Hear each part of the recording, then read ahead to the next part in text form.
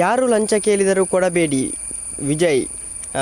ಎಲ್ಲರಿಗೂ ಗಿರ್ಮಿ Kannada TV YouTube ಚಾನಲ್ಗೆ ಸುಸ್ವಾಗತ ಅಂತ ಹೇಳ್ತಾ ಶುರು ಮಾಡೋಕ್ಕಿಂತ ಮೊದಲು ಯಾರೆಲ್ಲ ನಮ್ಮ ಯೂಟ್ಯೂಬ್ ಚಾನಲ್ ಮೊದಲು ನೋಡ್ತಿದ್ರಿ ಅವರೆಲ್ಲ ಸಬ್ಸ್ಕ್ರೈಬ್ ಮಾಡ್ಕೊಳ್ಳಿ. ಮೊದಲೇ ಪಕ್ಕದಲ್ಲಿರೋ ಬೆಲ್ಲೈಕನನ್ನು ಪ್ರೆಸ್ ಮಾಡಿ. ಆದಷ್ಟು ಬೇಗ ಸಬ್ಸ್ಕ್ರೈಬ್ಗಳನ್ನು ಕೂಡ ಕಂಪ್ಲೀಟ್ ಮಾಡೋಣ. 800 1000 ಹಾಗೆ ಸಬ್ಸ್ಕ್ರೈಬ್ಗಳು ಕೂಡ ಕಂಪ್ಲೀಟ್ ಆಗ್ತಾ ಬರಲಿ.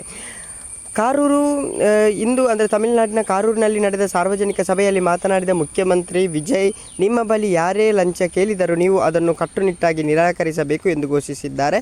ನಿಮ್ಮ ಜೊತೆಗೆ ನಾನಿದ್ದೇನೆ, ಲಂಚ ಕೊಡುವಂತಿಲ್ಲ ಎಂದು ಮುಖ್ಯಮಂತ್ರಿಗಳೇ ಹೇಳಿದ್ದಾರೆ ಎಂದು ಹೇಳಿ, ಹಾಗೆ ನಿರಾಕರಿಸುವ ಜನರ ಪರವಾಗಿ ರಾಜ್ಯದ ಮುಖ್ಯಮಂತ್ರಿಯಾಗಿ ನಾನು ಸಂಪೂರ್ಣವಾಗಿ ಬೆಂಬಲವಾಗಿ ನಿಲ್ಲಲಿದ್ದೇನೆ ಎಂದು ಭರವಸೆಯನ್ನು ನೀಡಿದ್ದಾರೆ.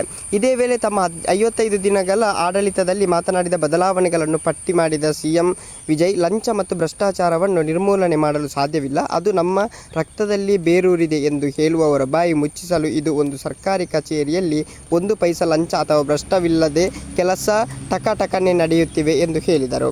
ಪ್ರಸ್ತುತ ಆಡಳಿತದಲ್ಲಿ ಸರ್ಕಾರಿ ಕಚೇರಿಗಳಿಗೆ ಭೇಟಿ ನೀಡುವ ಸಾರ್ವಜನಿಕರನ್ನು ಸರಿಯಾದ ಗೌರವ ಮತ್ತು ಸೂಕ್ತ ಆಸನಗಳೊಂದಿಗೆ ನಡೆಸಿಕೊಳ್ಳುವುದಕ್ಕಾಗಿ ಅಧಿಕಾರಿ ವೃದ್ಧೆಯೊಬ್ಬರು ಹೊಗಳಿದ್ದನ್ನು ಅವರು ಹಂಚಿಕೊಂಡಿದ್ದಾರೆ ಅಂತಲೇ ಹೇಳ್ಬೋದು.